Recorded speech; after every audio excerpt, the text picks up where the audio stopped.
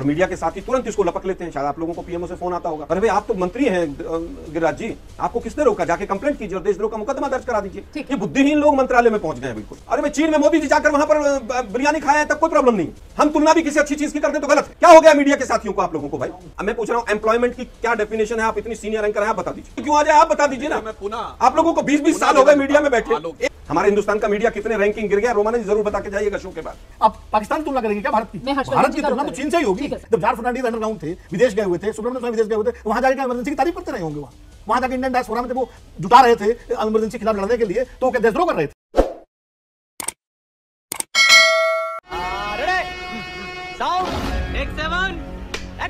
इसी का जवाब दे दीजिए जो हेमंत बिस्वा शर्मा यहाँ पर सवाल पूछ रहे हैं कि बताना चाहिए आखिरकार क्या अग्रीमेंट हुआ है चीन के साथ कांग्रेस पार्टी का, क्यों चाइना की इतनी तारीफ राहुल गांधी अंतर्राष्ट्रीय मंचों पर करते हुए नजर आते हैं? आलोक जी देखिए 2-3 सवाल है इसमें। पहला सवाल है कि अंतर्राष्ट्रीय मंचों पर चीन की तारीफ की बात नहीं, उन्होंने कहा है कि वहां पर ट्रेनिंग का एक अच्छा मॉड्यूल है, इसमें कहीं कोई दो राय नहीं। मोदी जी जब झूला झुला रहे थे तो क्या जब उनको पता नहीं था मोदी जी को कि वहाँ डेमोक्रेसी नहीं है और वहाँ रिलीजन की फ्रीडम नहीं है, तमाम चीजें नहीं पता थी? जब मोदी जी चाइना को क्लीन चिट दे रहे थे डोकलाम के बाद 20 जवानों की शहादत के बाद, तब मोदी जी को नहीं पता था चाइना क्या करता है और क्या कैसे रहता है? मोदी जी ने तो, उनकी पार्टी के लोगों ने तो वहां पर कम्युनिस्ट पार्टी ऑफ चाइना के साथ सुना है ट्रेनिंग का भी प्रोग्राम किया था। वहां पर 6-7 बार तो शायद जा ही चुके हैं वो, जिनपिंग को यहाँ भी बुला चुके हैं कई बार। और जिनपिंग जहां से जब साउथ इंडिया से गए थे तो उसके बाद तुरंत बाद जिस तरह से डोकलाम हुआ वो पूरे देश ने देखा। अब बात आती है कि भाई विदेशी धरती पर जाकर, अरे भाई विदेशी धरती पर जाकर तो मोदी जी कहते हैं 2014 से पहले जिन लोगों ने हिंदुस्तान में जन्म लिया है उनको शर्म आनी चाहिए। तो रोमाना जी आपको और हमें तो शर्म नहीं आती है, हम तो हिंदुस्तान में हैं और हिंदुस्तानी हैं, हमें तो गर्व महसूस होता है। तो अगर किसी ने कहीं पर कोई अपमान किया है तो देश के प्रधानमंत्री ने किया है। देश के प्रधानमंत्री की वो पूरी वीडियो है जिसके अंदर वो कह रही है खेलों के लिए हमें चाइना से सीखना चाहिए और चाइना की यूनिवर्सिटी से हमें सीखना चाहिए।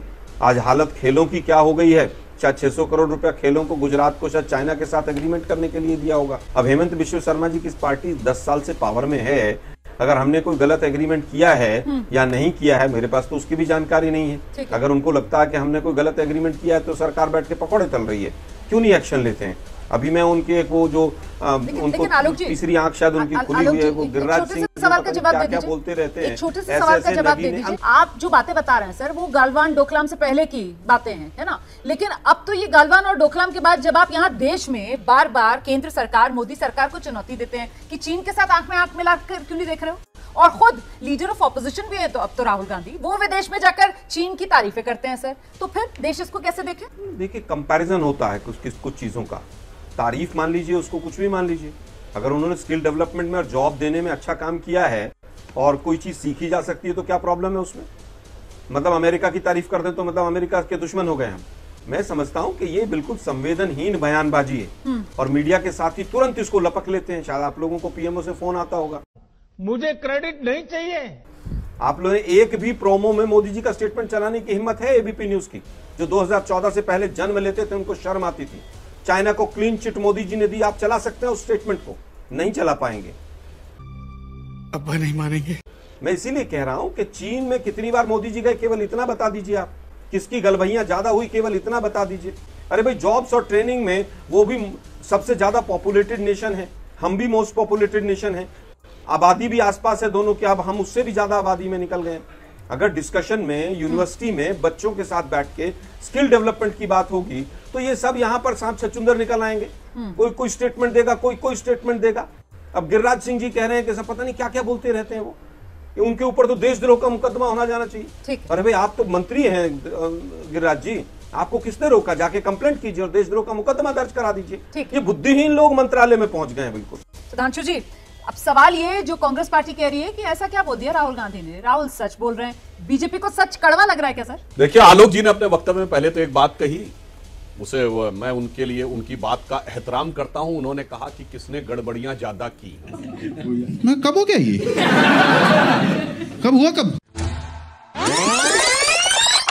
किसकी गलबहियां ज्यादा हुई, केवल इतना बता दीजिए। यानी उस आरोप लगाने की प्रक्रिया में उनकी ये परोक्ष स्वीकारोक्ति है कि ये गड़बड़ी है जो राहुल गांधी जी ने बोला। कुछ भी दूसरा, मुझे लगता है कांग्रेस के प्रवक्ताओं को इस प्रकार की डिबेट्स में इस ढंग के गैर जिम्मेदाराना आरोप नहीं लगाने चाहिए कि मीडिया में किसका फोन आया और क्या आया, क्योंकि अगर आज आपने कहा ना कि पीएमओ से फोन आता होगा, तो आज तो दर्शकों को यह लग रहा होगा कि राहुल गांधी पे तो कहीं फोन नहीं आ गया चाइना से। शायद राहुल गांधी जी सबसे ज्यादा बाहर घूमने वाले नेताओं में से एक हैं, पर दर्शकों के सुलभ संज्ञान के लिए बता दूं, एब्सर्ड, इलॉजिकल और वाहियात तुलनाएं नहीं करनी चाहिए। आपको पता है कि चाइना में एम्प्लॉयमेंट के लिए आधार क्या है? भारत की तरह नहीं है कि आप यूपी और बिहार से जाकर उठकर मुंबई में या बेंगलुरु में जाकर व्यापार कर सकते हैं, महाराष्ट्र के गांव से आकर आप गुड़गांव में व्यापार कर सकते हैं। नो, बीजिंग में है तो बीजिंग का ही परमिट है, नथिंग, कुछ नहीं कर सकते। रोजगार वो जो सरकार देगी वही तय करना पड़ेगा। अगर आपने कहा बेरोजगार है और सरकार ने कहा कि आप चलिए लेबर मजदूरी करिए, आप होंगे ग्रेजुएट, खत्म, आपका हो गया, रोजगार खत्म हो गया। मुझे लगता है इस ढंग के एब्सर्ड बातें नहीं करनी चाहिए। और 26 रेलवे स्टेशन ऐसे हैं चाइना में जहां एक भी ट्रेन नहीं आती, उन्होंने बना बना के इंफ्रास्ट्रक्चर खड़ा कर दिया, कोई जाने वाला ही नहीं है। कोई सेंस है इस बात की? ये राहुल गांधी को कौन ज्ञान देता है जाके? ये अंकल सैम ज्ञान दिए हैं क्या? वो अमेरिका में बैठे थे, वो अंकल जी जो बताए थे ना, ईस्टर्न इंडिया वाले चाइनीज तो हैं और वेस्टर्न इंडिया वाले अरब से हैं, शब्दों को अगर मैं आपके सामने रखूं आलोक जी, साउथ ये वाले एब्सर्ड, इलॉजिकल तुलना जो राहुल गांधी कर रहे हैं सिर्फ भारत को नीचा दिखाने के लिए, इसी वजह से ये एब्सर्ड, इलॉजिकल आंकड़े वो लेकर आए। मैं समझता हूँ किसी से भी तुलना करना नीचा दिखाने जैसा कैसे हो सकता है? हमें अपने गिरेबान में झांकने की जरूरत नहीं है क्या? बेरोजगारी हाईएस्ट हो जाए देश के अंदर, बेरोजगारी में स्किल डेवलपमेंट में सरकार के आंकड़े कहें कि 13% स्किल लोगों को रोजगार मिला है, हरियाणा के अंदर 37% एनएसएसओ कहे कि बेरोजगारी है, और हरियाणा के अंदर एक स्वीपर की वैकेंसी के लिए, कुछ स्वीपर की वैकेंसीज के लिए 2.25 लाख लोग अप्लाई करें और उसमें से 46,000 ग्रेजुएट और पोस्ट ग्रेजुएट हों, तो हमें अपने अंदर झांकने की आवश्यकता नहीं। अब बात आती है व्यापार की और स्किल की। अरे भाई, उनके यहाँ परमिट है, सिस्टम नहीं है, उनके कॉन्स्टिट्यूशन से हम तुलना थोड़ी कर रहे हैं। उनके यहाँ अगर बंद, एक मिनट इतनी, अरे भाई चीन में मोदी जी जाकर वहां पर बिरयानी खाए हैं तब कोई प्रॉब्लम नहीं। हम तुलना भी किसी अच्छी चीज की करते हैं तो गलत है। क्या हो गया मीडिया के साथियों को, आप लोगों को भाई? चीन से तुलना करना किसी भी चीज में क्या मतलब? बिल्कुल देशद्रोह का काम है क्या? सर, वहां के तो हालात ही खराब है ना। प्रोमो चलाया जो अभी जो सुधांशु जी ने कहा है। सुनिए ना, सुनिए रोमाना जी, सुनिए, मैं उत्तर दे तो रहा हूं आपको। आप सुधांशु जी के बीच में नहीं बोली, मैं बताना चाहता हूं। इन्होंने कहा 26 रेलवे स्टेशन ऐसे हैं जिनके ऊपर ट्रेन नहीं जाती। अरे यहां एक महीने में 26 ट्रेन के एक्सीडेंट हो गए, उसके ऊपर कोई नहीं बोल रहा है। वो रेल मंत्री जो है, 2 ट्रेनें आपस में आके खड़ी हो रही हैं, उसकी चिंता नहीं है। चीन में 26 स्टेशन ऐसे हैं जिन पर ट्रेन नहीं गई है, उसकी इनको चिंता है। बांग्लादेश की इनको चिंता हो जाती है, अपने यहां की कोई चिंता नहीं होती है। अब मैं पूछना चाहता हूं, रोमाना जी आप ही बता दीजिए, हमारे यहां पर एम्प्लॉयड आदमी की क्या परिभाषा है? आप बता दीजिए जरा। ठीक है, आपको नहीं पता होगी, मैं बता दूंगा। सवाल पूछिए सर, सवाल पूछिए। आप कह रहे हैं कि हमारे, मैं बता देता हूं। बताइए। मैं आपसे पूछ रहा हूं, एम्प्लॉयमेंट की क्या डेफिनेशन है? आप इतनी सीनियर एंकर हैं, आप बता दीजिए। इसका आंसर तो नहीं आता मुझे। ठीक है, आइए सुधांशु जी बताइए। कितने घंटे रोजगार पर एम्प्लॉयड माना जाता है आदमी को? आप बताइए ना। सुधांशु जी क्यों आ जाए, आप बता दीजिए ना। मैं पुनः, आप लोगों को 20-20 साल हो गए मीडिया में बैठे, एक हफ्ते में अगर 2 घंटे, एक मिनट सुधांशु भाई, 1 मिनट, मुझे बीच में रोमाना जी ने गलत रोका, मैं इसलिए चिल्लाया। केवल एक हफ्ते में अगर 2 घंटे किसी को रोजगार मिल जाए तो वो रोजगार परक माना जाता है। 96% अभी भी बेरोजगारी जो है वो अनऑथराइज, अनऑर्गेनाइज सेक्टर के अंदर है। मैक्सिमम आंकड़े जो है वो किसानों से आंकड़े जोड़कर आपने जोड़ दिए उसके अंदर। स्किल डेवलपमेंट पर आपके आंकड़े कह रहे हैं कि 13% स्किल लोगों को केवल हम रोजगार दे पाए। तमाम जगह पर हालत खराब है, उसके बावजूद युवा सुसाइड रेट बढ़ रहा है युवाओं का। लेकिन कंपैरिजन कर दिया है तो देशद्रोह हो गया। नहीं, तो चाइना के पैसे पर पल रहे हैं। अरे भाई, चाइना के पैसे पर पल रहे हैं। सुधांशु जी, एब्सर्ड, इलॉजिकल कंपैरिजन जो आप कह रहे थे, वो कह रहे हैं कि सब अपने यहाँ का देखो देश का। ठीक है सर, ठीक है, आपने अपना पॉइंट रख दिया। सुधांशु जी से जवाब ले लेती हूँ। हाँ भाई, कैसी लगी आगे स्वाद? मैंने क्यों कहा कि एब्सर्ड, इलॉजिकल जो राहुल गांधी ने कंपैरिजन किया? आलोक जी को ना पता हो तो मैं बताऊं। एक सज्जन है जिनका नाम है ली शांग फू। ये जानते हैं कौन थे? ये चाइना के डिफेंस मिनिस्टर थे, गायब, पता ही नहीं कहां चले गए। एक सज्जन है क्विंग गैंग, ये क्या थे? चाइना के फॉरेन मिनिस्टर, गायब, पता ही नहीं है सर को कहां चले गए। दूसरे है मिस्टर लू यू चाओ, ये चाइना की सबसे एलीट जो रॉकेट वाली कमांड है उसके चीफ थे, ये गायब। और सुनिए, ये तो आपको पता होगा सबसे बड़ी कंपनी अलीबाबा है, जिसके कि जैक मा 29.8 बिलियन डॉलर का आईपीओ ला रहे थे, गायब। सर, जिस देश में फॉरेन मिनिस्टर गायब, जिसमें डिफेंस मिनिस्टर गायब, और जहां पे आर्मी का सबसे बड़ा जनरल गायब हो जाए, और मैं दर्शकों से कहता हूं जाके देखो, जो रेटिंग निकलती है उसमें मीडिया की स्वतंत्रता में चीन हमसे ऊपर है। जहां की पिछली पेनेम जो चाइना की हुई तो हु चिंताओं की बाहर आने के अलावा एक रिपोर्टिंग नहीं है चाइना में, और सिर्फ चीन के बारे में ही, पहले भी बोल चुके हैं चीन के बारे में, ऐसा नहीं है कि पहले भी बोल चुके हैं। तो या तो वो अज्ञानी है या बहुत खतरनाक डिजाइन का पार्ट बन रहे हैं। आप चाइना में वो गायब हो गया, ये गायब हो गया, यहाँ भी बहुत गायब हुए हैं। यहाँ भी गाड़ियां पलटती हैं यूपी में और गोली मार देते हैं और पता नहीं क्या क्या होता है। आज का विषय वो नहीं है, मैं इसलिए हंस रहा था। अलीबाबा का सुना पेटीएम में भी कुछ लेना देना था, सुना पेटीएम को मोदी जी प्रमोट कर रहे थे।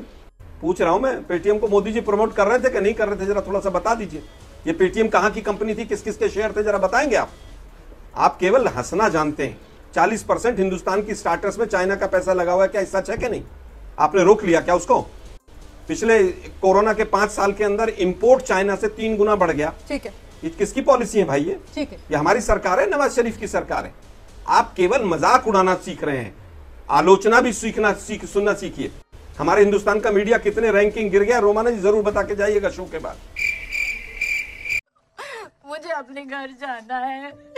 ठीक, सारे सवाल आज आप मुझसे ही पूछ रहे हैं। वैसे मैं यहाँ सवाल पूछने के लिए बैठी भी हूँ। और वो जो पीएमओ वाला फोन कॉल मुझे कह रहे थे, अगर स्क्रीन देख रहे होते तो अगर स्क्रीन देख रहे थे मीडिया की रैंकिंग में अफगानिस्तान से भी नीचे है। अगर स्क्रीन देख रहे होते तो फिर ऐसी बातें नहीं करते, क्योंकि हम सारे बयान चला रहे हैं। हम बोलने दे, तकलीफ हुआ है बेचारे को, बोल चला रहे हैं प्रधानमंत्री नरेंद्र मोदी के वो बयान भी जिसको लेकर कांग्रेस जो है वो प्रधानमंत्री नरेंद्र मोदी और बीजेपी पर हमलावर और आक्रामक है। ठीक है सर, एक सेकंड, अब मैं बाकी मेहमानों के पास जरा जल्दी एक रिएक्शन लेती हूँ, फिर आप लोगों के पास बयान चला दीजिए। मोदी जी ने 6 देशों में जाकर कहा कि हिंदुस्तान में जो जन्म लेता है 2014 से पहले उनको शर्म आती है, बयान चला दीजिए। वो भी चल रहा है, वो बयान भी चल रहा है सर, वो शंघाई का बयान है, 2015 में दिया गया बयान है, वो भी चल रहा है, वो भी चल रहा है। और आपके कहने पर नहीं चल रहा है, क्योंकि ये ग्राफिक्स में चल रहा है और पहले से हमने पूरी तैयारी करके रखी हुई थी, तो वो बयान भी चल रहा है सर। झूठ पे झूठ बोलती जा रही है, शर्म नहीं आती? तो मीडिया की स्वतंत्रता को लेकर कम से कम एबीपी न्यूज की स्वतंत्रता और निर्भीक पत्रकारिता को लेकर तसल्ली रखिए सर, और आराम से इस चर्चा में हिस्सा लीजिए। आप जल्दी से सुधांशु जी 20 सेकंड, उसके बाद मैं बाकी मेहमानों का रुख कर रही हूँ। आ रही हूँ धीरेन्द्र जी, आपके पास भी आइए। रोमाना जी मुझे हंसी इसलिए आई, रोमाना जी मुझे हंसी इसलिए आई कि दुनिया का सबसे बड़ा देश, मुझे हंसी इस बात पे आई कि दुनिया की सबसे बड़ी आर्मी का जनरल गायब हो जाए, डिफेंस मिनिस्टर गायब हो जाए, और कह रहे हैं गाड़ियां पलट जाती हैं। मतलब Vikas Dubey is equivalent to mister Li Shangfu, defence minister of China. अरे भैया, राहुल गांधी को डिफेंड करने में कुछ तो शर्म करिए मेरे भाई। और आप मीडिया की बात करते हैं, मीडिया रैंकिंग में हमको अफगानिस्तान से पीछे रखा है, जहां पर कि वो AK-47 लिए हुए खड़े थे और सारी महिला एंकर को हटा दिया था। रोमाना जी जैसे लोग वहां एंकरिंग नहीं कर सकते थे, और आप उसके ऊपर कर रहे हैं महोदय। ठीक है सर, ठीक है सर, थोड़ी सी देर के लिए इजाजत चाहूंगी, क्योंकि बाकी पैनलिस्ट का मुझे रुक करना है। जल्दी से अनुराग जी आपके पास आ रही। राहुल गांधी ने जिस तरीके की बातें रखी हैं, इस बार राहुल गांधी सिर्फ कांग्रेस के सांसद के तौर पर नहीं, कांग्रेस के नेता के तौर पर नहीं, एक लीडर ऑफ ऑपोजिशन भी है राहुल गांधी इस समय, देश के सबसे बड़े लोकतंत्र के। और जब वो जाकर इस तरीके की बातें विदेश की जमीन से रखते हैं, तो आपको लगता है क्या जो बात यहां पर बीजेपी और सहयोगी कह रहे हैं कि साहब ये देश के लोकतंत्र को कमजोर करने वाली, देश को अपमानित करने वाली बातें हैं जो कह रहे हैं, क्या राहुल गांधी ने सही किया विदेशी जमीन से आरएसएस और बीजेपी पर हमला करके? सर, इसको सही कहा जाएगा क्या?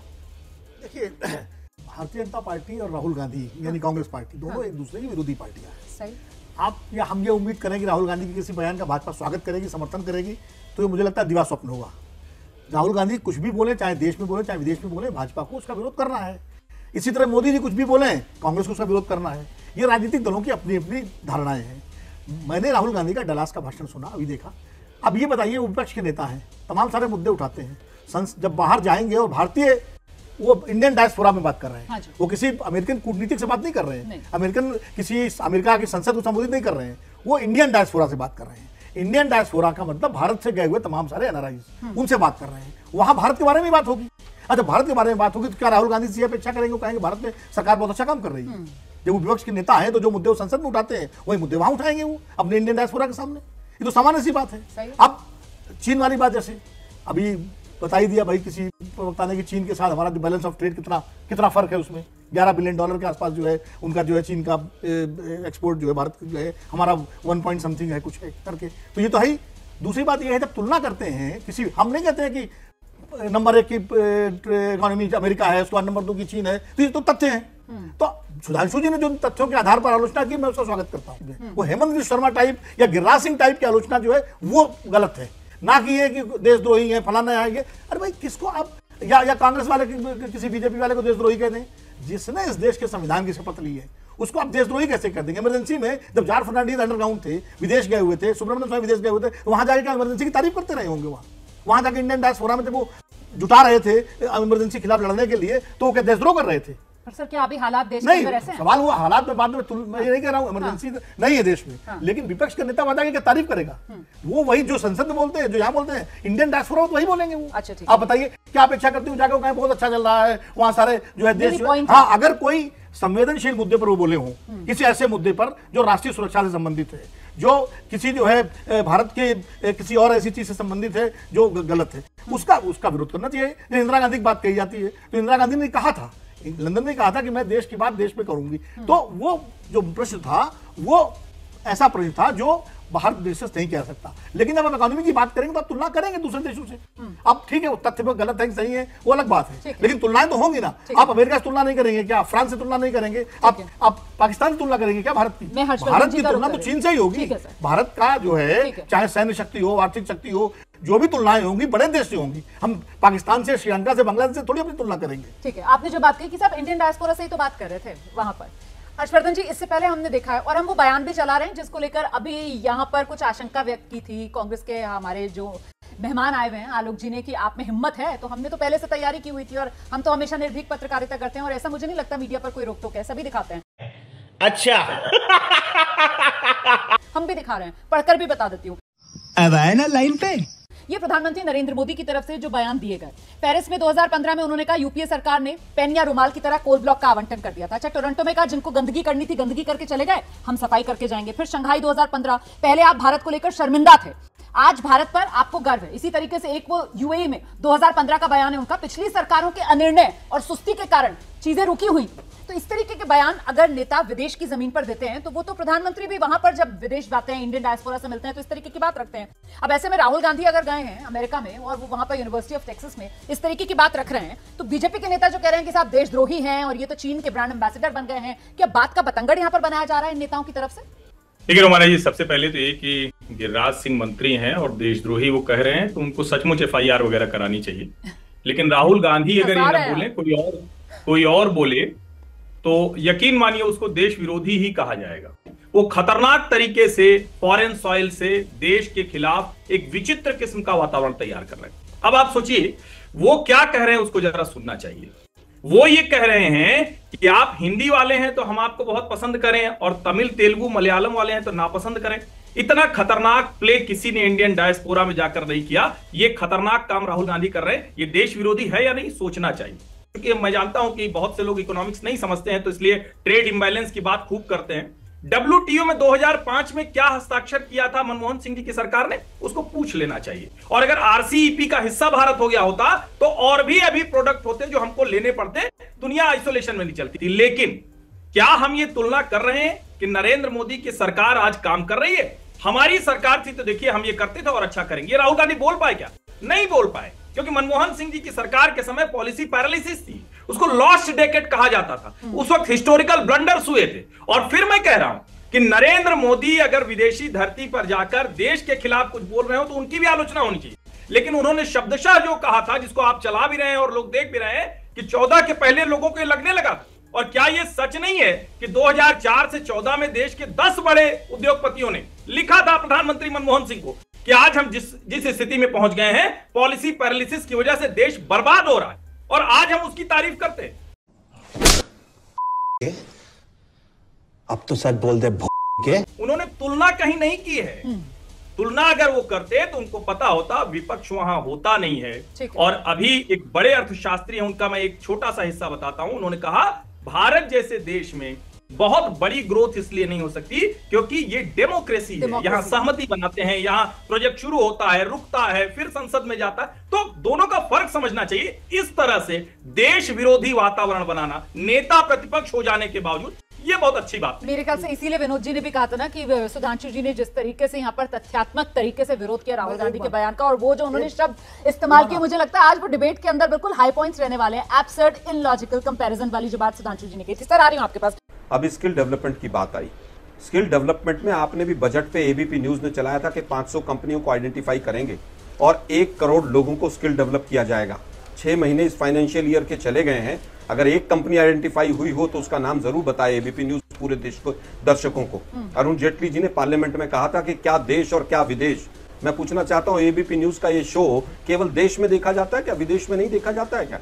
ये बेकार की जो अपने ऊपर जो शील्ड लगाने की आदत है ना, ये सब बेकार की है। मोदी जी कांग्रेस पर हमला करें, मोदी जी पंडित नेहरू पर हमला करें, मोदी जी वहां पर जाकर कांग्रेस को इतनी बुरी बुरी तरह से कोसें, तब तो बहुत बढ़िया है। मोदी जी कहें कि हमारा देश 2014 से पहले भ्रष्टाचार में डूबा हुआ था, तब तो बहुत अच्छा हो रहा था वहां पर। चीन को क्लीन चिट दे, तब तो बहुत अच्छा था। और हम तुलना करें, जो कि बीजेपी और आरएसएस पाकिस्तान, अफगानिस्तान और बांग्लादेश के बाहर तुलना नहीं कर सकती है। अब वापस आता हूं छोटा सा, अभी WTO और गैट की बात भी हुई। क्या WTO और गैट से मोदी जी के आने के बाद बाहर हो गए क्या? क्या वहां पर हस्ताक्षर हटा दिए क्या उन्होंने?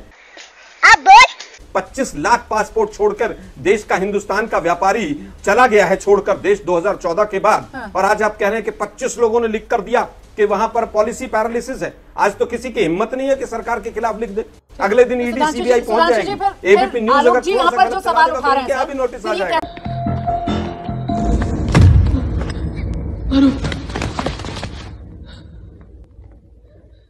क्या हुआ? कुछ मुंह में घुसेड़ा, उसके बाद गले को उधेड़ के नाक से बाहर निकाला, उसके बाद मेरी बत्ती गुल हो गई। अगर हम करें तो करें क्या, बोले तो बोले क्या? गोदी मीडिया और पत्रकारिता के नाम पर एंकरों ने इस देश की राजनीति और पत्रकारिता को बर्बाद कर दिया। आज आप उनके पीछे खड़े होकर जितनी तालियां बजाना चाहते हैं बजाते रहिए, लेकिन एक दिन दिखेगा कि गोदी मीडिया कुछ और नहीं, जनता नाम की हस्ती को मिटा देने का हथियार है, लोकतंत्र का हत्यारा है। अब बताइए मैं क्या करूंगा? एक बहुत सिंपल सी टिप आपके साथ शेयर करती हूँ। अपने हाथ को इस तरीके से रखिए। If you look at this from your side, आपका लेफ्ट हैंड आपको बी के जैसे दिखेगा और राइट हैंड आपको डी के जैसे दिखेगा। B and D. B for थोड़ी मदद रखिए। वे मैं थो तेरा मन पर